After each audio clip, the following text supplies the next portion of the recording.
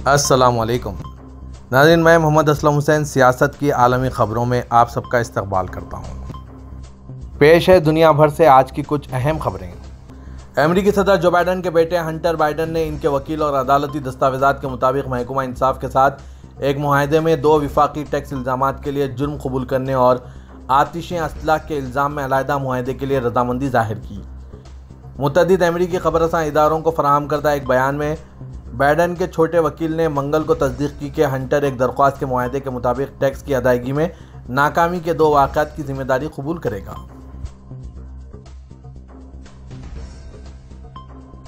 झूठ बोलने पर बरतानवी साबिक वज़ीर-ए-आज़म बोरिस जॉनसन का पार्लियामेंट में दाखिला बंद कर दिया गया। तफसीलात के मुताबिक साबिक बरतानवी वज़ीर-ए-आज़म बोरिस जॉनसन पर पार्लियामेंट के दरवाजे बंद कर दिए गए हैं। इनका खुसूसी पास भी मनसूख कर दिया गया है। बरतानवी मीडिया के मुताबिक अरकान पार्लियामेंट ने भी बोरिस जॉनसन से मुतालिक विलेज कमेटी रिपोर्ट पर मोहर लगा दी। पार्टी गेट रिपोर्ट के हक में 254 अरकान ने वोट दिया।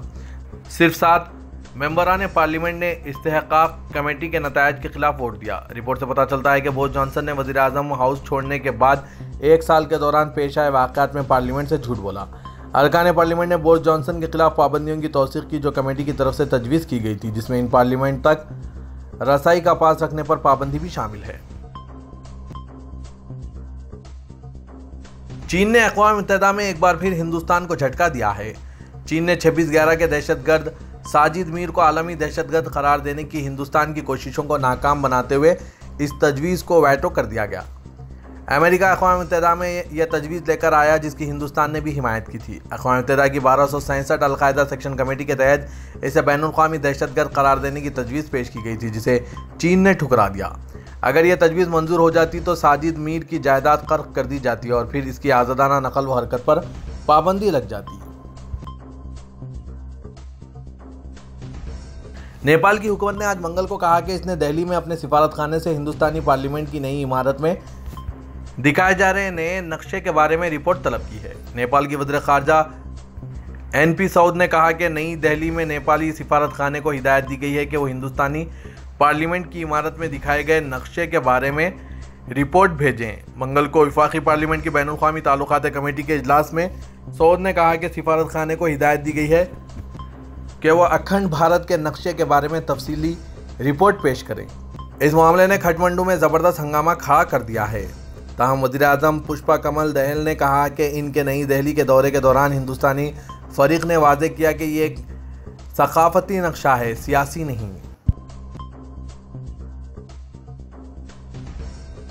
मुत्तहिदा अरब इमारात की शहजादी हिंद बिनते फैसल अल कासमी ने मशरिक़ व सतह के मुल्क में एक हिंदुस्तानी तारिकीन वतन के इस्लामोफोबिक ट्वीट्स के सोशल मीडिया पर वायरल होने के बाद अपने रद्दमल का इजहार किया।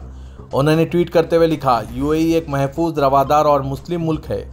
कत्ल को इसकी दहलीज पर दावत देने वालों का इसमें या दूसरे मुस्लिम ममालिक में खैर मकदम नहीं किया जाता। यह सब कुछ उस वक्त शुरू हुआ जब एक्सपेक्ट करन क्रोकंडा ने मुबैना तौर पर कुछ इस्लामोफोबिक ट्वीट्स लिखे। एक ट्वीट में उन्होंने मुबैना तौर पर लिखा, हिंदुस्तान में इस्लाम को साफ करें। #नुपुर शर्मा, हिंदू भाई किसका इंतज़ार कर रहे हैं? आइए अपनी लड़ाई खुद लड़ें, सड़कों पर आओ और एहतजाज करो। ट्वीट्स के सोशल मीडिया पर वायरल होने के फ़ौरन बाद बहुत से लोगों ने दुबई पुलिस से इसके खिलाफ सख्त कार्रवाई का मुतालबा करना शुरू कर दिया। जब ऑनलाइन मीडिया ने इस्लामोफोबिक ट्वीट्स को राय के तौर पर पेश करने की कोशिश की तो मुत्तहिदा अरब इमारात की शहजादी हिंद बिनते फैसल ने रद्दमल जाहिर करते हुए ट्विटर पर अपने राय का इजहार किया। उन्होंने कहा कि दुबई एक मुस्लिम ममालिक है, लेकिन यहाँ पर मुसलमानों के साथ साथ दूसरे मज़हब के लोग भी पुरअमन तरीके से ज़िंदगी गुजार रहे हैं। सऊदी अरब के शाह सलमान बिन अब्दुल अजीज़ ने कहा है कि दुनिया के मुख्तलिफ ममालिक से हज पर आने वालों का खैर मकदम है। उन्होंने कहा कि मस्जिद हरम मस्जिद नबी सल्लल्लाहु अलैहि वसल्लम और इनके ज़ायरीन की खिदमत पर फ़ख्र है। आज़मीन हज के अमन व सलामती, इन्हें इंतहाई आराम व राहत पहुँचाने और हर तरह से इनका ख्याल रखना इनके लिए एजाज़ का बास है। सरकारी खबरसां इदारे SPA के मुताबिक सऊदी काबीना का इजलास आज मंगल को जिद्दा के खसरुल सलाम में शाह सलमान बिन अब्दुल अजीज़ की ज़ेर सदारत मुनक़िद हुआ। काबीना ने ज़ायरीन हज के अर्ज़ मुक़द्दस आमद में सहूलतें और इन्हें फराहम की जाने वाली मियारी खिदमत जारी रखने की सताइश की। इंडिया के एक शहरी अपनी ज़िंदगी के ख्वाब की तकमील के लिए 8,500 किलोमीटर का सफ़र करके मक्का पहुंच गए हैं। अरब न्यूज़ के मुताबिक इंडियन रियासत केरला के शहरी शहाबुद्दीन सईद अलवी ने हज की अदायगी के लिए 8,640 किलोमीटर का पैदल सफ़र किया है।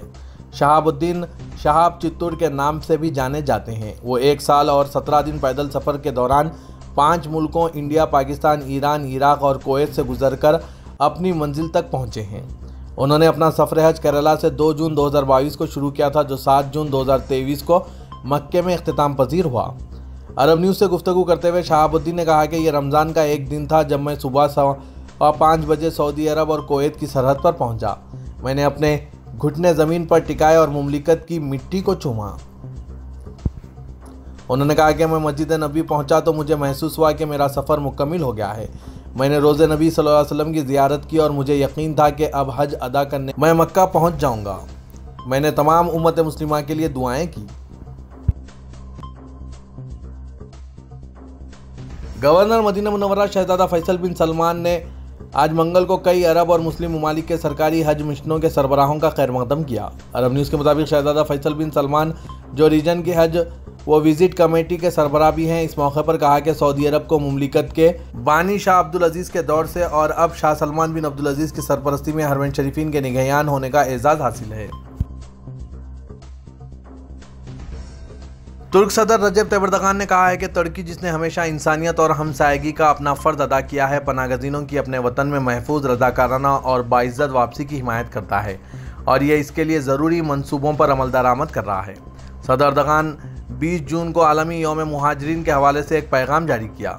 दुनिया के मुख्तलिफ मुकामात पर इंसानों के दहशतगर्दी, तसादुम, खाना जंगी, फाकाकशी और क़हत के बाअस नकल मकानी करने पर मजबूर होने पर जोर देने वाले एर्दोगान ने कहा कि गैर कानूनी नकल मकानी और मुहाजिरीन के मामले पर हमारा मौक़िफ़ मुल्क की सलामती के साथ साथ इंसानों की ज़िंदगियों और वक़ार का तहफ़्फ़ुज़ करना है।